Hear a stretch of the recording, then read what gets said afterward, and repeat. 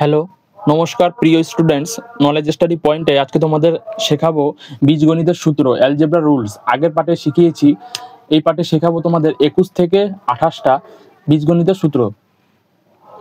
প্রথমেই আছে square plus B square plus C square equal to কত? ব্র্যাকেটে হবে A plus B plus C square minus 2, তারপরে ব্র্যাকেটে হবে A B plus B C plus C A. Next 22 নম্বর A B B C A plus B B plus C C plus A equal to কত?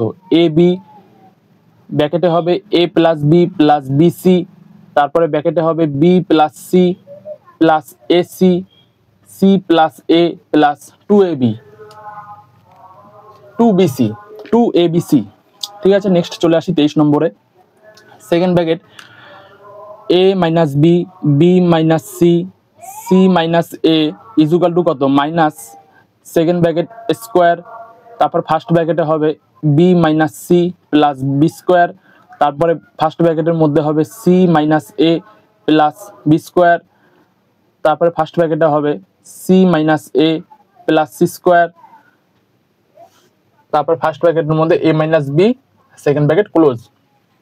Next চলে আসি A plus B plus C A B plus B C plus C A equal to কত?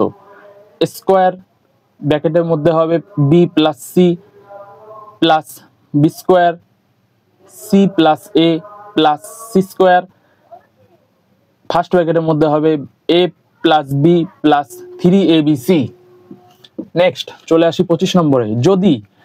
যদি A plus B plus C equal to 0 হয়, এটা শূন্য 0 হয়, তখন হবে A cube plus B cube plus C cube equal to 3abc হবে। Next চলে আসি 26 নম্বরে। এটা এক্স স্কোয়ার প্লাস এক্স ব্র্যাকেটে এ plus B plus A B equal to কত? ফার্স্ট ব্র্যাকেটের মধ্যে হবে এক্স প্লাস এ, তারপরে ফার্স্ট ব্র্যাকেটের মধ্যে হবে এক্স প্লাস বি।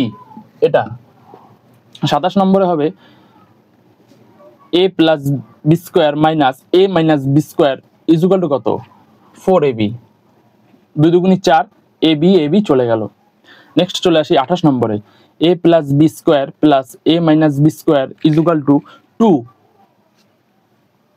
ফার্স্ট ব্র্যাকেটের মধ্যে হবে স্কোয়ার প্লাস বি স্কোয়ার। এটা এই ছিল আজকের ভিডিও।